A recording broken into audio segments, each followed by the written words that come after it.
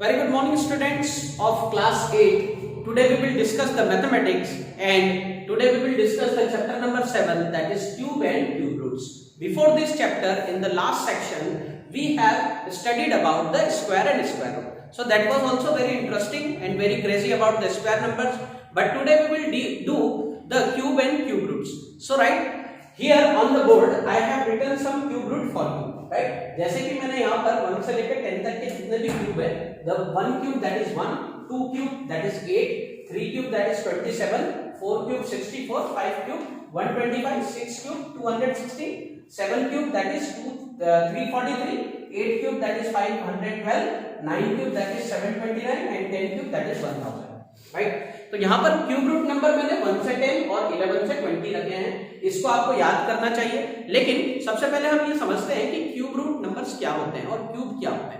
Cube का मतलब होता है किसी भी नंबर को अगर हम उसी से 3 टाइम मल्टीप्लाई कर दें। जैसे कि यहाँ पर हमने 1 को क्या किया है, 1 into 1 into 1, right 1 multiplied with 1, so we multiply the same number 3 times। यहाँ पर जो 2 है, हम 2 को 3 times मल्टीप्लाई कर रहे हैं, right? We multiply 2 into 2 into 2. So what we will get, that is 2 into 2 4, 4 2s are 8, and this is the reason we can say that 2 raised to power 3. We can write 2 cube as 2 raised to power 3. We can write 3 cube that is 3 raised to power 3. So in this way, if we multiply 3 into 3 into 3, right? So that is the 3 raised to power 3. We can combinedly write it as 3 raised to power 3 and it will give us 27, right? So in this way, these are the cube numbers are made, right? 11 से 20 तक के जो cube number है, that is somehow difficult to remember, but if you remember the cube numbers from 1 to 10, so that would be easy for the calculation and it will make your mathematical calculation fast, right? So that is very supportive. तो आज हम cube root number की बात करेंगे and we also see some interesting fact or the interesting pattern of the cube numbers and the cube root numbers. So what are they? First I want to discuss with you, right? What are the interesting patterns we can see in these cube numbers? So students, if you carefully see these numbers, so right, so if I see the unit digits, right, if I see and talk about the unit digit of the number and the square of the numbers, so here you can see that the unit digit, that is 1, and here is also the 1. If we want to calculate the cube of 2, so the unit digit is 2 and we will get the cube of the number in which the unit digit is 8, right? अगर हम cube का cube निकालें तो यहाँ per unit digit हमको 3 मिलती है, यहाँ पर हमारी डिजिट 3 है। So these are some interesting pattern। अगर किसी नंबर का यूनिट डिजिट 3 है और अगर हम उसका क्यूब निकालें तो उसके लास्ट में यानी यूनिट प्लेस पे 7 आएगा, राइट? यहाँ पर अगर 4 है तो यहाँ पर भी 4 आएगा। 4 का क्यूब तो अगर हम इसका यूनिट डिजिट देखें तो यहाँ पर 4 मिलेगा। जैसे हमने 2 का क्यूब निकाला तो यहाँ डिजिट हमको क्या मिल रहा है, 8 मिल रहा है। Unit digit is 8, right? And 1 का क्यूब हम करेंगे तो unit digit will always be 1। 5 अगर करेंगे तो हमको 5 मिलेगा। Here is also the 5। 6 में भी 6 है, that is same. 5 it give us 5 and 6 it will also give us 6 as the unit digit in the square cube number. यहाँ पर 7 है तो यहाँ 3 मिलेगा। अगर हम 7 का कोई भी नंबर, अगर मान लो हम 47 ले लें तो यूनिट डिजिट इज 7, अगर हम इसका क्यूब करेंगे so whatever will be the number, cube number, we will get the 3 as the unit digit in its cube, right? So this is the meaning of that. 8 अगर होगा unit digit तो यहाँ पर हमको क्यूब नंबर में unit digit 2 मिलेगा। And if there is 9 so the number is same, and if there is 0 so that is 0, right? तो यहाँ पर हम देख रहे हैं कि जैसे 2 है और 8 है, राइट? उसके बाद 3 और 7 एंड 8 and 2 एंड 7 and 3, ये दो पैटर्न के अलावा बाकी के जितने भी नंबर है, जैसे कि 1 है, फिर उसके बाद 4 है ना, 1 4 5 6 देन 9 and 10, यहाँ पर यूनिट डिजिट दोनों में ही सेम होता है। बट 2 3 एंड 7 8 में अगर हम देखेंगे तो यहाँ पर यूनिट डिजिट एक्सचेंज हो जाता है। अगर हमारा इस क्यूब नंबर का यूनिट डिजिट 2 है तो इसका जो क्यूब होगा उसमें यूनिट डिजिट 8 होगा। अगर यहाँ पर हमारा नंबर 3 है तो इसके क्यूब में 7 होगा। अगर यहाँ 7 है तो इसके क्यूब में यूनिट डिजिट 3 होगा, और अगर यहाँ पर 8 है तो इसके यूनिट डिजिट में 2 होगा। इस तरह के पैटर्न, इंटरेस्टिंग पैटर्न हम यहाँ पर ऑब्जर्व कर सकते हैं। यहाँ पर भी आप देख सकते हैं 1 for 1, 2 for 8, right? 3 and 7, 4 and 4, 5 and 5, 6 and 6, 7 and 3, 8 and 2, 9 and 9 and 0 and 0. So same pattern you can see from the 21 to the 30 cube, right? यहाँ पर आप देख सकते हैं. So this is also very interesting pattern. Another pattern we will see that. What is the another pattern? We will see this cube number in the relation of the odd and even. यहाँ पर हम odd और even का भी relation देखेंगे. Suppose we know that 1 is the odd number, so the cube number is also odd. If the 2 is even number, so its cube is also the even number. 3 is the odd number, so 27 is also the odd number. So this is the 4 even number, so the cube is also the even number. 5 is the odd number, 125 is again odd. 6 is the even number, 216 is even. तो यहाँ पर हम pattern क्या देख रहे हैं कि अगर हम किसी नंबर का क्यूब निकालें और वो नंबर अगर इवन हो तो उसका क्यूब जो मिलेगा वो भी हमको इवन मिलेगा, और अगर उसका कोई नंबर अगर ऑड हो तो हमको उसका मिलने वाला जो क्यूब होगा वो भी ऑड होगा. जैसे आप देख सकते हैं 7 इज द ऑड नंबर, इसका अगर हम क्यूब निकालें तो यहाँ पर जो क्यूब नंबर है वो भी 343 ऑड नंबर होगा. So this is how we can see the interesting pattern into the cube roots. यहाँ पर भी आप देख सकते हैं 11 is the odd number and the cube root इसका जो क्यूब होगा वो भी ऑड नंबर है. यहाँ पर 14 जो है इवन नंबर है, तो यहाँ पर भी आपको इवन नंबर मिल रहा है. So this is very interesting pattern, we can see into that, right. तो ये आप यहाँ पर देखेंगे. तो इन क्यूब रूट नंबर को आप कोशिश कीजिए, ग्रेजुअली इनको लर्न कीजिए आप, क्योंकि ये इतने आसानी से याद होने वाले नहीं है, but if you practice it तो ये आपको आसानी से याद भी हो जाएंगे, राइट. अब यहाँ पर ये जो पैटर्न मैंने आपको सिखाया है इवन ऑड वाले, या फिर मैंने यूनिट डिजिट का जो पैटर्न आपको सिखाया है, इससे आप यहाँ पर एक एक्सरसाइज कीजिए. Some numbers I have written already here. जैसे कि यहाँ पर भी है 3331. अगर इस नंबर का अगर मैं क्यूब निकालूं तो बताइए यहाँ पर यूनिट डिजिट क्या होगा.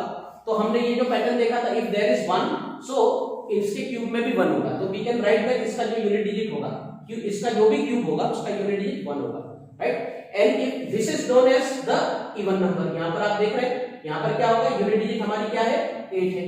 तो यहाँ पर इसके क्यूब नंबर में 8 में हमने देखा था कि यूनिट डिजिट 2 मिलती है, तो यहाँ पर यूनिट डिजिट क्या होगी 2 होगी.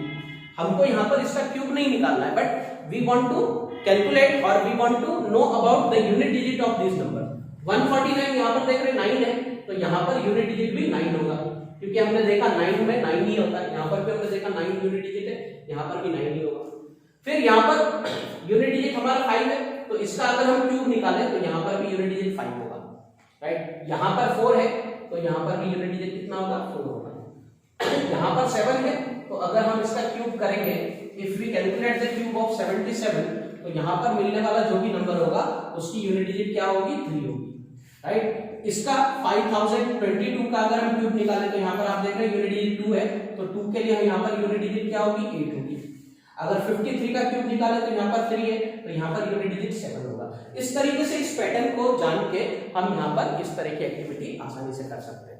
इसके बाद हम और कुछ इसके इंटरेस्टिंग पैटर्न देखने जा रहे हैं. ये एक एक्टिविटी मैंने आपको कराई जो आपके टेक्स्ट बुक से ही है. इसके आगे हम कुछ और इसके इंटरेस्टिंग पैटर्न देखेंगे. Now friends, we will see some interesting pattern about the cube and cube roots, right? So here I have written that 1 is equal to 1, that is 1 cube. यानी कि यहाँ पर अगर हम किसी ऑड नंबर को, यानी हम कॉन्सिक्यूटिव ऑड नंबर्स को अगर ऐड कर दें, so we will get the perfect cube number. जैसे if suppose I take only one odd number, that is 1, that is equal to 1, right? Without adding any number into that, I will get 1, and 1 is the cube of 1. Suppose if I will take the next consecutive odd number of the 1, that is 3 and 5. 1 के बाद आने वाला जो odd number है वो 3 है और 5 है, और 3 और 5 का एडिशन हम अगर देखें तो 8 होता है, and we know that 8 is the cube of 2, right? After that, after the 5, the next consecutive odd number, that is the 7, 9 and 11. So there are the 3 odd consecutive numbers, and after the addition of this consecutive odd number I will get 27, and that is the cube of 3. And after that 11, 13 will come, 15, 17 and 18. तो यहाँ पर आप देख रहे हैं, यहाँ पर हमने एक ऑड नंबर को जोड़ा है, यहाँ पर हमने 2 consecutive odd numbers का एडिशन किया है, so we will get 8, and that is the 2 cube. And after that, in the third step, I have added the 3 consecutive odd number, so that is equal to the cube of 3. And after that 4 consecutive odd number, I will get 64, and there is, that is 64 is the 4 cube, right? And after that I have added the 5 consecutive odd numbers, and it will give us 125, and 125 is 5 cube, यानी कि 125 जो है 5 का cube है। And after that we can also proceed that अगर यहां पर मुझे कहा जाए कि 6 का क्यूब मुझे चाहिए, तो 6 का क्यूब कितना होता है? 6 का क्यूब होता है 216 and 216 that is the addition of the 6 consecutive odd numbers that start from the 31 plus 33 plus 35 plus 37 plus 39 plus 41।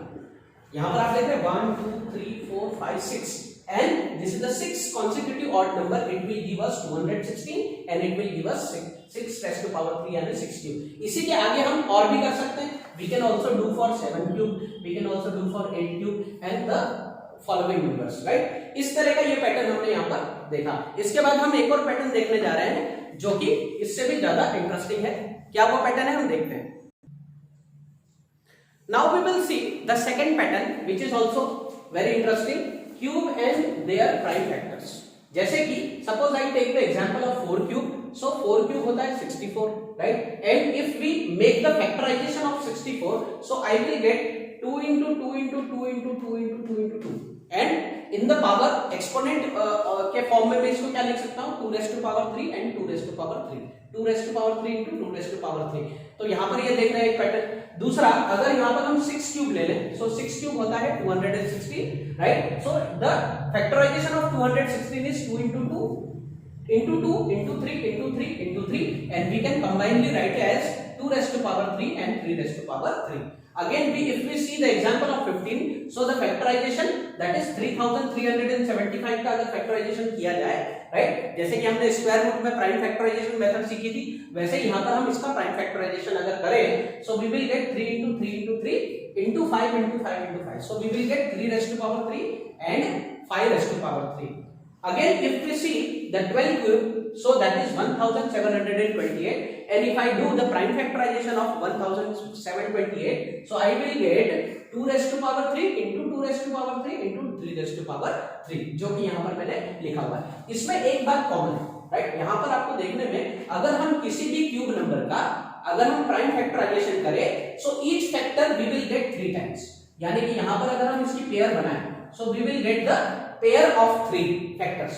जैसे कि यहाँ पर 2 जो है it is repeating 3 time, 3 is also repeating 3 time, so 3 के और 2 के जो फैक्टर है always it is coming in the form of the power of 3। जैसे यहाँ पर आप देख रहे हैं यहाँ पर 3 की पावर 3 and 5 की power 3, so every time you will get the cube that is 3, right?